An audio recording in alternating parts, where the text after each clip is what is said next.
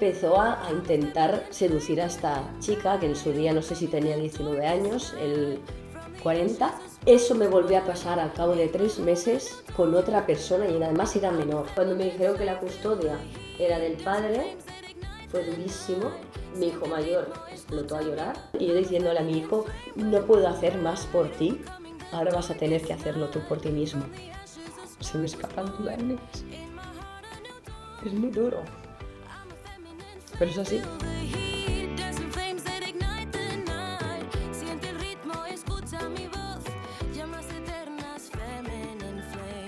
Bienvenida a Feminine Flames, un espacio donde mujeres nos explican sus historias en las que han sido capaces de pasar del dolor a la fortaleza y de la adversidad al aprendizaje.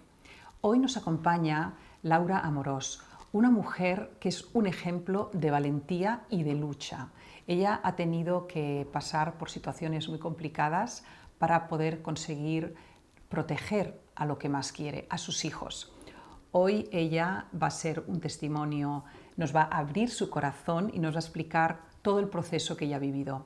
¿Qué tal, Laura? ¿Cómo estás? Hola, buenos días. Muy bien, la verdad es que muy bien. ¿Cómo comenzó tu aventura, tu historia? Bien, pues podríamos decir que la parte difícil o más agria empezó al final de mi relación con el padre de mis hijos y tras una separación que parecía cordial, realmente era muy difícil. Yo pedí una custodia compartida por el bien de mis hijos y al final fue un desastre para mí, sobre todo. Fue muy duro. Entonces el padre a través de mis hijos me mareaba muchísimo y yo me desvivía y me desvivo por mis hijos porque, bueno, así es como lo concibo yo, ¿no? La paternidad. Y entonces se le utilizaba esto y a mí se me hizo muy difícil hasta que decidí separarme. Bueno, y en esa separación que dije que fue así como traumática, vi que era necesario volver a mis orígenes. Yo me fui a vivir a Tarragona por él y estaba sola, con lo cual no tenía ni soporte familiar ni nada, así que es verdad que yo ahí rehice mi vida, empecé a trabajar, trabajaba mucho porque al final también el sueldo dependía básicamente de mí, o sea, yo tiraba hacia adelante con todo y decidí volver y creía que era lo mejor para mis hijos y para mí, para los tres. Pero lo curioso es que después de mucha lucha un juez decidió, y si quieres luego entramos en detalles, que la custodia era para el padre, teniendo en cuenta que habiendo tenido una custodia compartida, pero mis hijos siempre dormían conmigo, es decir, era una compartida, pero en realidad era como si fuese una total a favor mío. Se acabó traduciendo en una total para el padre, donde yo solo podía acceder a ver a mis hijos 2 días cada 15 días. Pero a ver una cosa, Laura, ¿cómo llegaste a todo esto? Es decir, digamos que tú cuando estabas viviendo en Tarragona, te habías casado, te habías trasladado allí, tuviste a tus hijos, toda esta historia que te ha pasado después, tú a esta persona la conocías cómo era realmente, ¿qué te encontraste para luego tener esta lucha tan complicada? ¿Cómo era el padre de tus hijos o qué tipo de relación teníais? Yo sinceramente hasta a posteriori, después de separarme, no me di cuenta del tipo de relación y de persona que había a mi lado. Entonces él era una persona muy manipuladora y de esta gente que de alguna cierta manera, ¿no? Como tóxica, ¿no? Pero que te hace sentir muy mal como persona. Y al final él me responsabilizaba y yo indirectamente también me responsabilizaba a mí misma de situaciones del día a día y parecía como si yo fuese, no la culpable, porque tampoco existe, ¿no?, esa culpabilidad, pero sí que me hacía sentir muy mal. Y de hecho, cuando pasan cosas, aún hoy en día, me siento mal. Pero como que, pon un ejemplo. Un ejemplo, por ejemplo, él... es difícil, porque hay que vivirlo en el día a día. Era una persona muy ambigua, poco clara. Voy a explicar un ejemplo real que me pasó. Yo me dedico al deporte y venía de una competición importante y era la primera vez que me separaba de mis hijos, estando todavía juntos como pareja. Y entonces le pedí, por favor, oye, mira, que vamos a llegar a las 8 de la noche a Reus, venme a buscar porque una familia me lleva en coche. Y me dice, no te voy a venir a buscar, que no tengo gasolina en el coche. Y yo le decía, bueno, pues no pasa nada, pasa por una gasolinera y vente a buscarme. Me dice, es que no sé si tendré tiempo. Entonces se acabó transversando en que el hombre, en lugar de venirme a buscar a las 8, vino a las 10. Estuve 2 horas plantada. Hasta tal punto que cuando llegó con mis hijos y yo estaba como con cólera, diciendo, pero ¿cómo puede ser que...? O sea, yo hace 4 días que no veo a mis hijos, o sea, lo primero que quería es verlos. Te pido por favor que me vengas a buscar, porque con todo esto me decía, pues vente en bus. Y es la manera, ¿no? O sea, entonces él llega y la que estaba en cólera era yo, ¿no? Como yo lo hubiese matado, pero yo tenía a mis hijos detrás y yo no quería montar ningún espectáculo, pero a mí esa rabia se me carcomía por dentro. Otro ejemplo, cuando nos separamos, yo me decido separar en diciembre y el 21 de diciembre le digo al padre de mis hijos, por favor, déjame venir a ver a los niños antes de irme a Barcelona con mi familia, porque es mi primera Navidad sin ellos. Él se quedó en la casa, era de alquiler, y yo me fui. Y me dice, ningún problema. Y llego y había una familia instalada en mi casa. Y él no me había dicho nada. O sea, él ya estaba con otra. Esta otra tenía 2 hijos. Y yo efecto sorpresa. Y eso es lo que os digo, ¿no? Que es un hombre que jugaba con la ambigüedad y el efecto sorpresa para que tú entrases te descolocases como persona. Y mi vida era eso. Una descolocación, y yo lo veo a través de mis hijos ahora también. Él con mis hijos también actúa así. Los va descolocando. Y es un modus operandi del padre de mis hijos, y él se relaciona así con las personas, o sea, ya no es solo conmigo, lo que pasa es que conmigo había como mucha interacción. Y el día a día era así.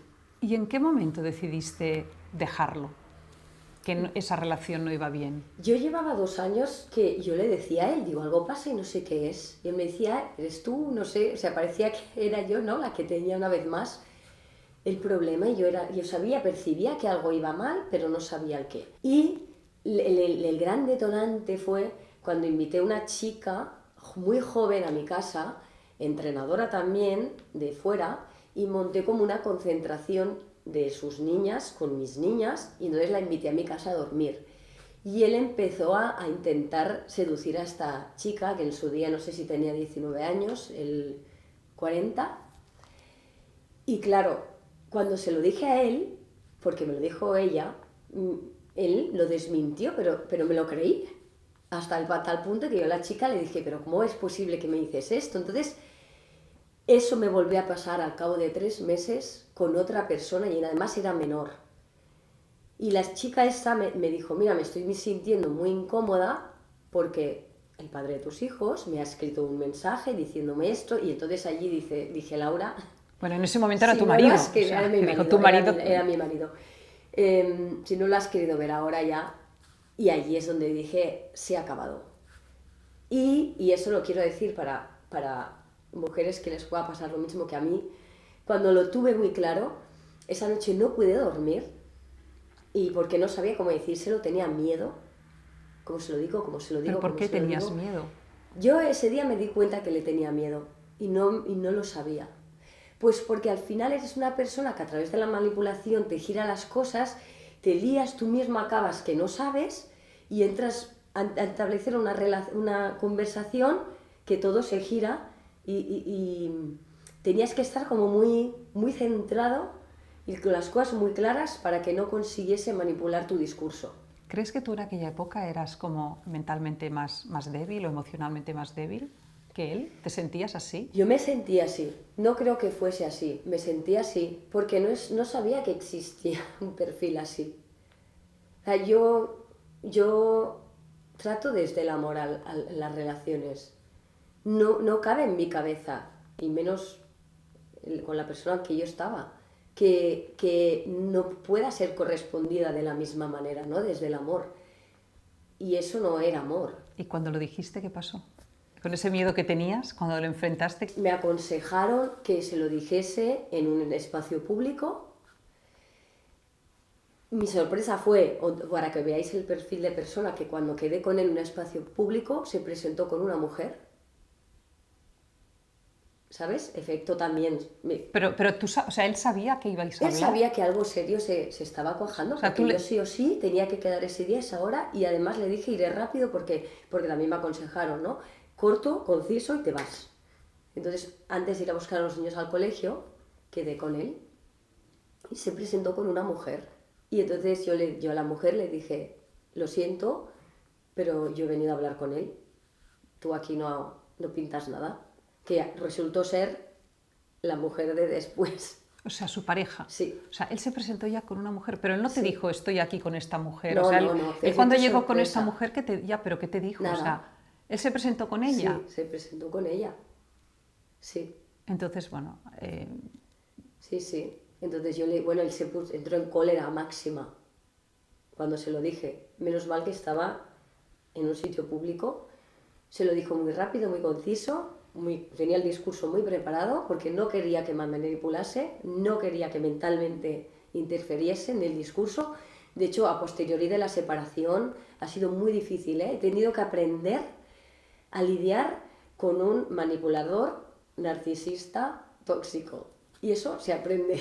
Yo pensaba que no lo conseguiría y lo conseguí. Y entonces tenía el discurso muy preparado, muy corto, muy conciso, y me fui. ¿Te acuerdas algo de lo que dijiste?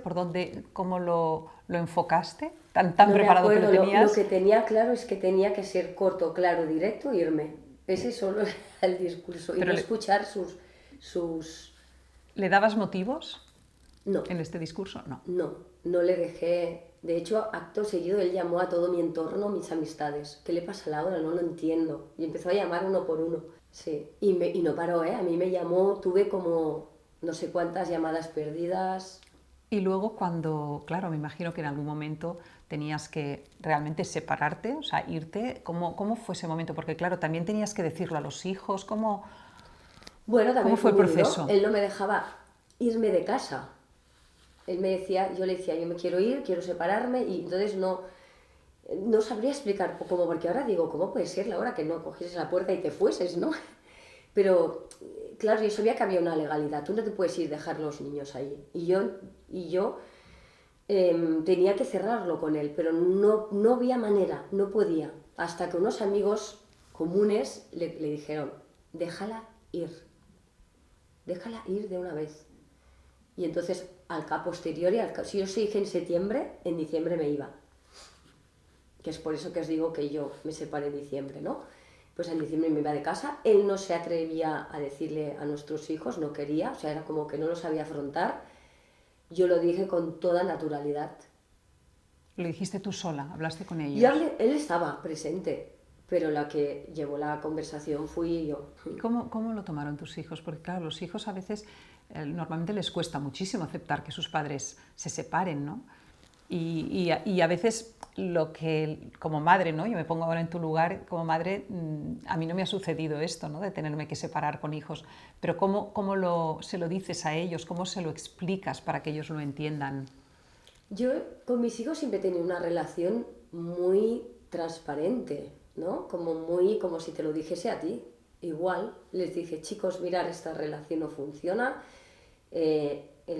vuestro padre y vuestra madre pues han dejado de quererse desde la visión de pareja, sigue siendo él vuestro padre, yo vuestra madre, y vamos a hacer lo mejor para que las cosas vayan de la mejor manera posible.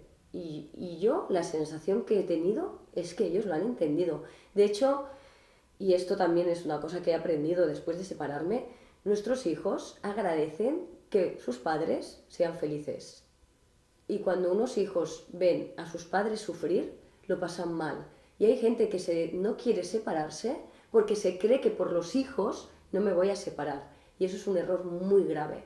Porque yo a mis hijos, ahora que lo veo con perspectiva, ellos saben que esa relación insana no es lo que quieren para ellos. Y si hubiese aguantado una relación insana, para mí y mis hijos hubiesen aprendido que eso es una normalidad. Y ahora ya saben que eso no es normal. ¿Cuál fue el momento más duro, la decisión más dura? Porque imagino que el hecho de decidir irte, ¿fue esa la decisión más dura o qué es lo que más te costó?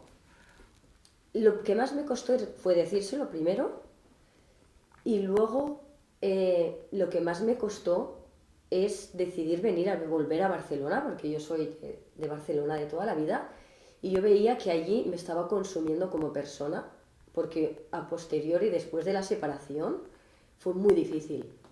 Era todo muy complejo, desde esta ambigüedad donde operaba el padre, era muy complejo. Mis hijos venían de casa del padre siempre mal vestidos, entonces yo los vestía bien, iban allí, se quedaba mi ropa. Eso es un detalle que no es importante, pero cuando es una suma de muchísimas cosas, era un desgaste constante. Y en mi día a día era un desgaste, porque todo lo tenía que lidiar con el padre. Y el padre, como era una persona que era muy difícil hablar con él de forma neutral, plana y transparente, sino que era todo desde la complejidad,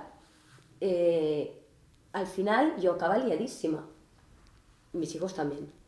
Y todo era muy complejo. Y yo vi que la única manera de salir sano de allí era tener una custodia total y yo separarme de un escenario que a mí me estaba consumiendo como persona. Entonces decidiste ir a Barcelona, volver a donde estaba, me imagino, tu entorno, Sí, tu familia. sí, porque de hecho yo me fui allí por él y luego a posteriori piensas, ostras, es otra estrategia más dentro de todo el proceso, ¿no? Yo dejé mi trabajo, yo dejé mi familia y me fui a vivir a Pero, Tarragona. ¿realmente piensas que es una estrategia o simplemente natural? Yo pregunto, ¿eh?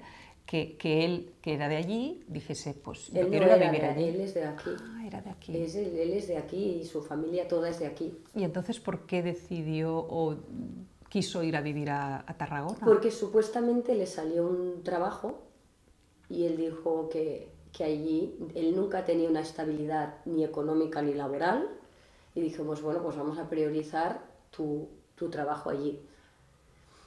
Yo creo que es una masa más. Y no sé si de forma consciente o inconsciente, pero luego te das cuenta que tal y como es su personalidad, y sinceramente creo que es de una forma inconsciente, todos para allí. Pero es que todo lo vivido con él era muy complejo. Él tenía muchos enfrentamientos con mi familia. En el momento de educar a mis hijos, todo era un problema. Si no se hacía de la manera que él quería, todo tenía que ser como él quería, impuesto, y si no, te sentaba y te convencía hasta la saciedad, hasta el desgaste. Hablas de la educación de tus hijos. Por ejemplo, ¿En qué en concreto él hizo algo diferente a lo normal o vale. quería hacerlo de una manera muy determinada? El problema de hacerlo de la manera determinada de él, o sea, él quería educar en casa, pero el problema no es ese. El problema es que primero quería educar en casa y luego los quería llevar a un cole del Opus. Entonces, no me molestaba tanto porque yo puedo entender ciertas... O sea, yo en educar en casa vi una cierta coherencia, porque para mí Perdona, educar en sí. casa te refieres a no llevarlos al No colegio, llevarlos al o sea, colegio, sí. que estudien en casa desde Sí, pequeños. sí, muy complejo. Explícanos esto. Él quería educar en casa. Para mí la parte que yo veía buena era toda la parte más desde la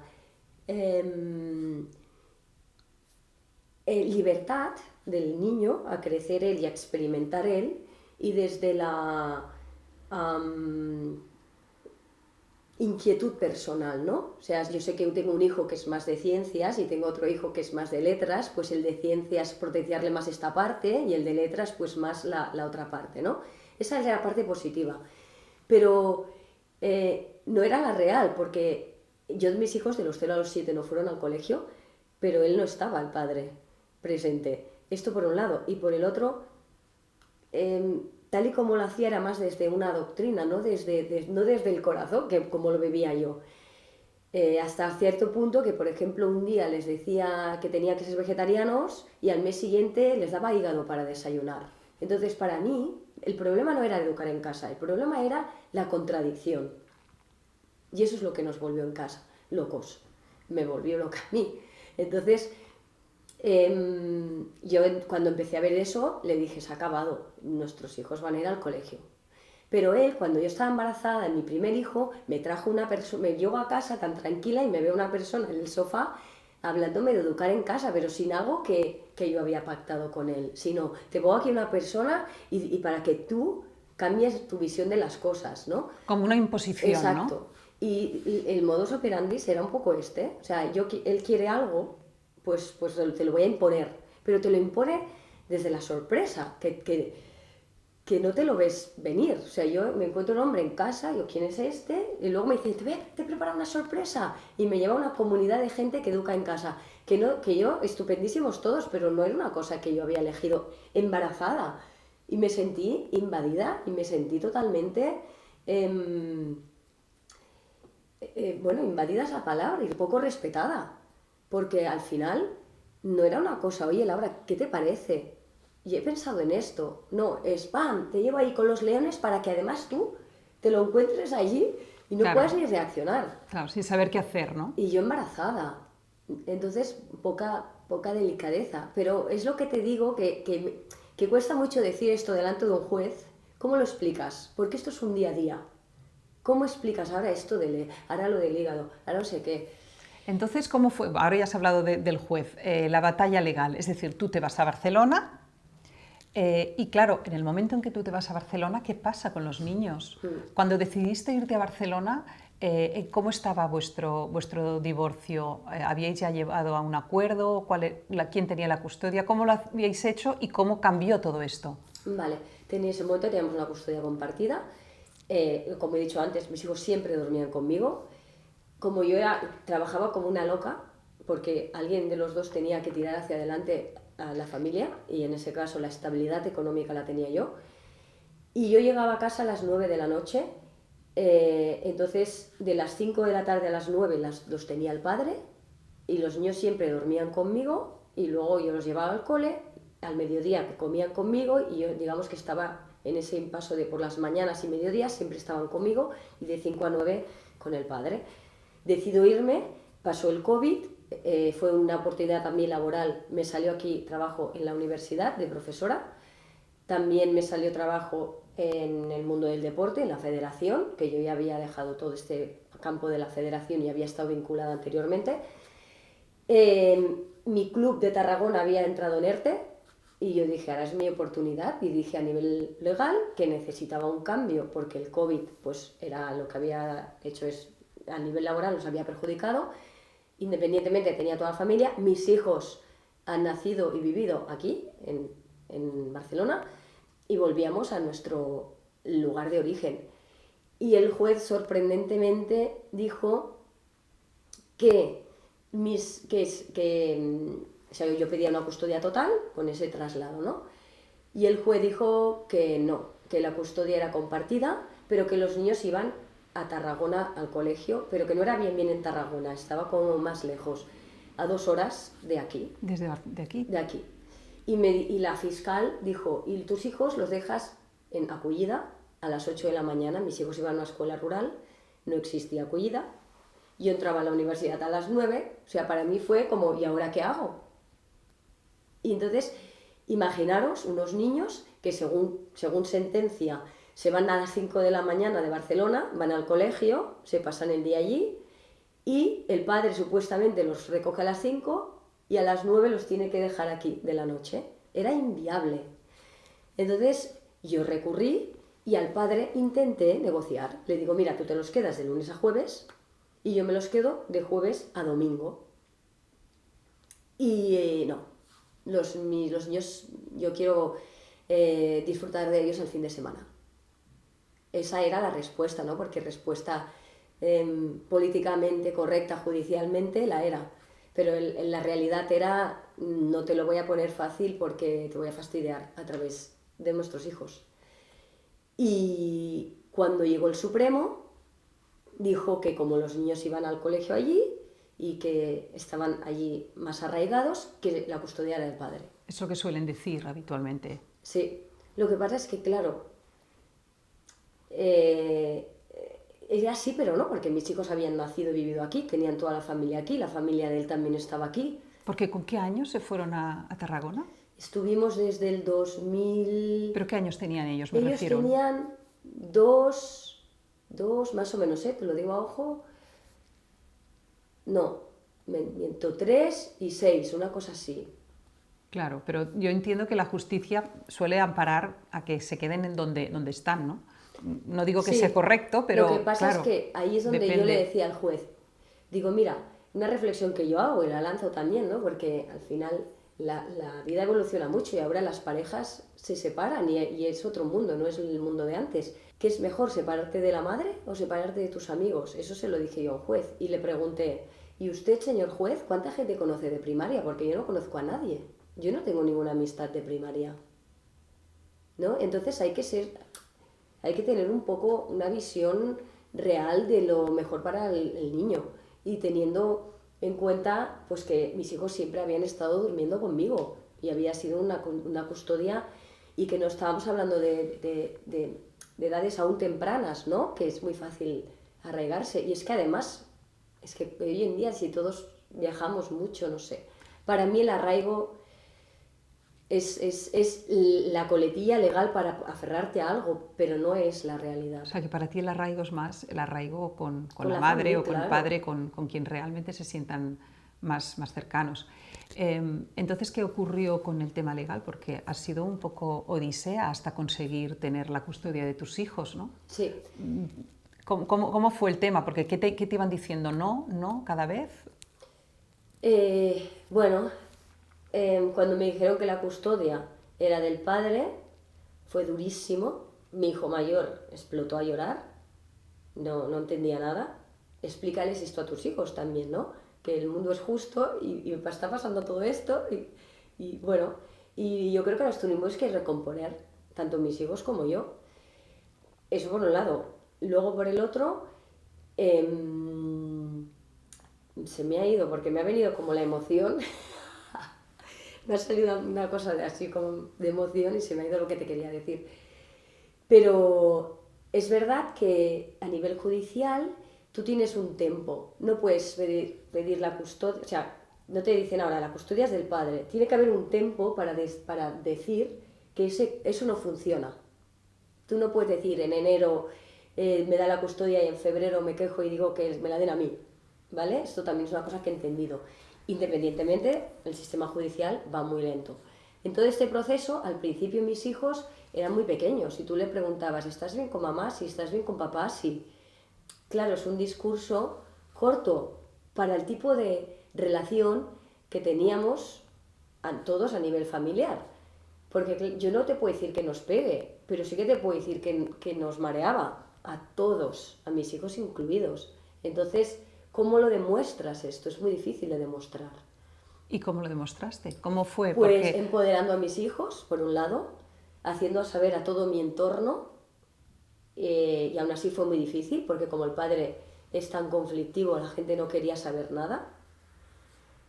Tuve la suerte de cuando mi hijo entró en el instituto, mi hijo, yo estaba aquí los fines de semana, mamá no quiero ir a casa de papá, no quiero ir a casa de papá, no quiero ir a casa de papá, o sea, estoy llorando y yo diciéndole a mi hijo, no puedo hacer más por ti, ahora vas a tener que hacerlo tú por ti mismo. Wow, se me escapan las lágrimas. Es muy duro, pero es así. ¿qué años tenía tu hijo? Pues eso, 13 años, primero de la ESO, ¿Y qué te decía, pobrecito? que lo entendía, pero que tenía miedo. ¿Por qué tenía miedo? Tenía miedo al padre. ¿Pero por Por lo qué? mismo que yo. La diferencia es que mis hijos quieren a su padre, porque es su padre. Claro. Yo he intentado respetar esa parte de ellos para no... Para, para que entiendan el rol de padre, no como una figura sana, porque para mí no lo es, pero al final es su padre, ¿no? Pero sí que es verdad que le tenía miedo, porque le giraba siempre las cosas, ¿no? Y entonces mi hijo se sentía muy acorralado, entonces mi hijo optó por no hablar nunca con él, porque sabía que no había salida. Entonces mi hijo en el instituto, tuve la suerte de tener un tutor majísimo, su padre la liaba mucho, o sea, todo estaba encajado, no es que todo el mundo veía. Entonces mi hijo se empezó a abrir con ese tutor y yo era lo único que le podía decir. tú tienes que hablar con alguien y tienes que expresar. Entonces, luego hablar con la orientadora del instituto. Tuve la suerte, porque esto en el colegio no me pasó igual, pero en el instituto sí. Entonces, hubieron las personas indicadas que nos ayudaron. Una asistenta social, brutal, o sea, una mujer de 20 y pocos años, guerrera hasta la saciedad, que me llamó un día y me dice, yo piqué mucha piedra, fui a todas las asistentes sociales, hice todo lo por habido y por haber, pero estuvo 2 o 3 años que no fui escuchada, hasta que recibí una llamada de una asistenta social, te llamamos para ayudarte. O sea, se me caían las lágrimas. Yo, ¿qué? Y entonces esta asistenta social también, la enfermera donde iban mis hijos al CAP, un 10, y dio la casualidad que fue la enfermera del instituto. Entonces esta mujer también habló mucho con mi hijo. ¿Y qué hacían ellas? ¿Qué aportaban? Escuchar. Porque ellas sabían, era un proceso muy delicado. El padre entonces interfería, decía que, bueno, al tutor lo separó de la ecuación, le dijo que no era, que no nos trataba igual a la madre que al padre, o sea, la liaba mucho. Entonces ellas tenían que estar en su sitio, no pronunciarse a favor de nadie. Entonces, para mí la clave fue encontrar las personas adecuadas. O sea, esta asistenta social, esta María, es que un 10 de persona, enfermera, más el tutor, más la orientadora, fueron 4 personas claves que no había encontrado durante 3 y 4 años, Entonces, cuando te aparece en tu vida una persona que realmente lucha por la causa y ves que no estás solo, dices, aquí voy bien. Y mis hijos también. Entonces, cuando yo veía que mis hijos estaban cubiertos y mi hijo se iba como empoderando, sobre todo el mayor, ¿no? Porque al final es quien está abriendo el camino y es el rol que le ha tocado. ¿Y cómo veías que se iba empoderando?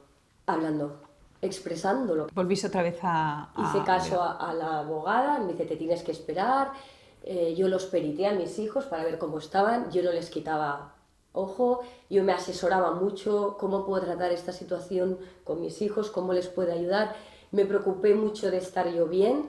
Bien no quiere decir lloraba mucho, lo pasaba muy mal, tenía mucha frustración, hubiese matado, pero dentro de todo la gestión emocional, trabajarme, ¿no? Como persona, ¿no? O sea, ¿qué puedo mejorar yo para que esta situación vaya mejor? Porque yo no puedo controlar al padre. Y entonces yo me fui cultivando como persona. ¿Qué hacías para ello, para crecer? Mis amistades, mi familia, clave. O sea, dicen que somos la media de la gente que nos rodea y yo tengo una gente excepcional. Ana Tarrés, que fue mi entrenadora, que es una seleccionadora que por desgracia tuvo mala prensa en la tele, y es una persona con una fuerza brutal. Yo la llamaba y me decía, tira para adelante, sigue luchando. Esa fue... Ella de hecho me buscó una abogada, me dijo... Yo buscaba anclajes porque cuando sabía que estaba a punto de caer, me anclaba a alguien, ¿no? O sea que al final las personas... Claro, porque estuviste, ¿cuántos años has estado sin la custodia de tus hijos, viéndolos poquito? Desde el 19 hasta el julio del año pasado, 19, 20, 21, 22, 23, 24, 5 años. ¿Y solo los veías? De sábado y domingo cada 15 días. 2 veces al mes. ¿Cómo fue la relación con tus hijos en todo este periodo? ¿Cómo fue evolucionando? Mira, tuve la suerte de encontrar el hombre de mi vida, que se llama Tony, en todo este proceso. Cuando mi madre se estaba muriendo de un cáncer terminal, o sea, entre todo este proceso mi padre y mi madre se murieron. Madre mía. Y tampoco tenía ayuda familiar. Y justo cuando se estaba muriendo mi madre, apareció Tony. Yo quería hacer deporte de montaña, hacer algo diferente, y él pues es una persona que su pasión es la montaña, y a través del altruismo de enseñar a gente, llevarla a la montaña, fui con él y bueno, coincidió con cuando mi madre se está muriendo, y se empezó a construir una relación. Entonces mis hijos empezaron a ver una relación de amor. ¿Qué significaba amor? Y un padre también o sea, no un padre, perdón, una figura masculina, porque él no es su padre es su padre, figura masculina muy amorosa también, ¿no? Pero lo vieron como padre de los hijos que él tiene, ¿no? Me has Claro, él es comentado que él padre, tiene tiene dos dos hijos. hijos, Entonces sí, veían esa figura de padre, no hacia ellos, pero sí, la figura de padre o paternal, ¿no? exacto. Y eso, sobre todo mi hijo pequeño, porque mi hijo pequeño se identificaba mucho al principio con la masculinidad. A mí me costó al principio ponerle límites a mi hijo pequeño porque se desbordaba, normal, también la situación pues llevaba a que algo saliese hacia afuera. Y Tony pues lo supo acompañar muy bien. Y de hecho me sorprendió una vez cuando mis hijos, el pequeño me dijo, ¿cómo es que Tony te trata tan bien? Wow.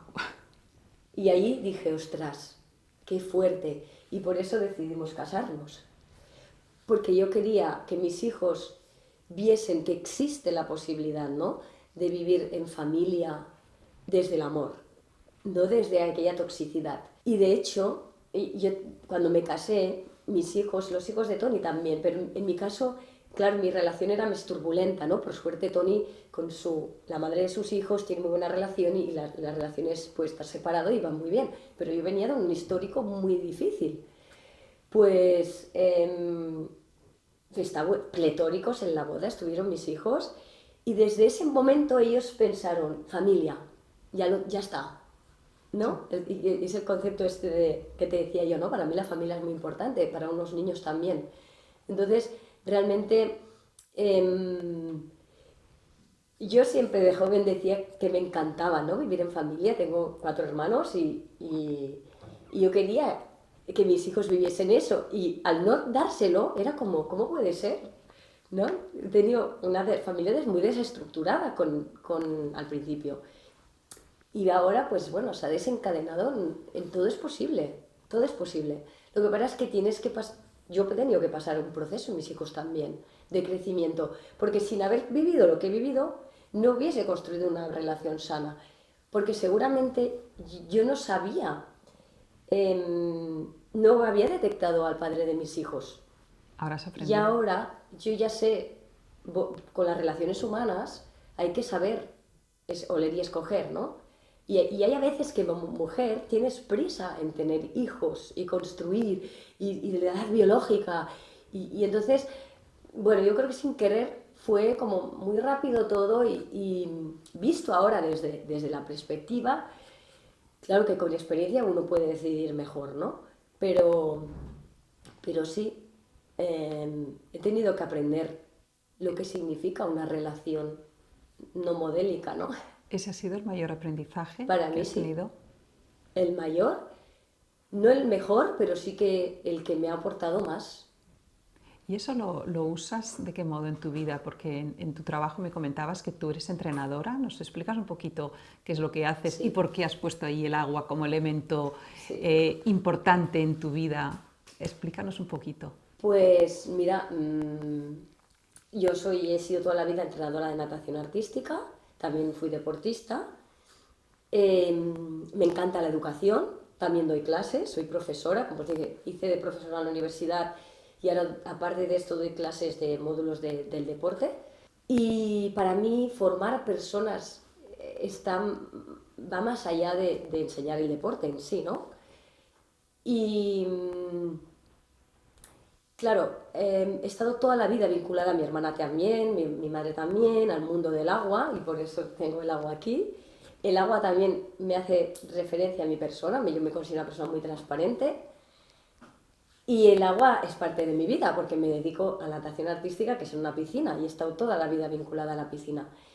Y yo cuando una nadadora me viene y se frustra, o me viene y tiene un problema emocional, yo la acompaño a que lo exprese, pero sobre todo la acompaño a que aprenda de lo vivido, no que se quede en ese victimismo de, mira lo que me pasa.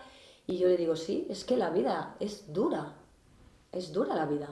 Lo que pasa es que en función de cómo tú la vivas, vas a vivirla desde el sufrimiento o vas a vivirla desde el aprendizaje. Y eso a mis hijos también se lo dije en medio del proceso. Nos ha tocado vivir esta experiencia, tenemos 2 opciones, o amargarnos o aprender. Y yo les dije, yo voy a elegir aprender, porque yo no soy quien para decidir qué es lo que ellos quieren elegir, pero sí que puedo dar ejemplo, ¿no? O sea, decir, y realmente, a posteriori y durante el proceso, con mucho dolor, yo les explicaba lo que hemos aprendido. Y eso también se lo recuerdo a mis niñas, ¿no? ¿Qué has aprendido de esto? Te sientes más fuerte, ¿verdad, ahora? Sí. Es que te percibo Sí. una mujer fuerte, ¿no? Quiero hubiera dicho que en su momento estabas hecha una cosa pequeñita, que te dejabas llevar por lo que otras personas te pudieran decir, ¿no? En concreto, tu exmarido. Pues, Laura, ha sido un placer escuchar esta historia de valentía, de fortaleza. Te quiero dar las gracias por habernos acompañado hoy, a mí y a las personas que estén, las mujeres que nos estén escuchando ahí. Y para darte las gracias, me gustaría regalarte esta orquídea, esta flor. ¡Qué bonito! Veo que te gustan las plantas, en tu casa he visto que hay plantas. Me encanta. Y nada, pues si quieres la dejamos Sí. aquí. Ha sido un placer, como digo. Y bueno, me gustaría que tú, que estás ahí escuchándonos, también te plantees qué quieres hacer con las cosas que te pasan, con las cosas difíciles. ¿Quieres amargarte o quieres aprender? Laura hoy nos ha mostrado que hay que luchar por lo que más queremos y que una opción, quizás la mejor, sea eso, aprender de los malos momentos. Y también me gustaría que pensases qué es lo que más te ha tocado de la historia de Laura. Cuéntamelo porque me gustará mucho leerlo en tus comentarios. Y si quieres más historias como esta, te invito a que nos sigas en Feminine Flames en el siguiente episodio. Hasta pronto.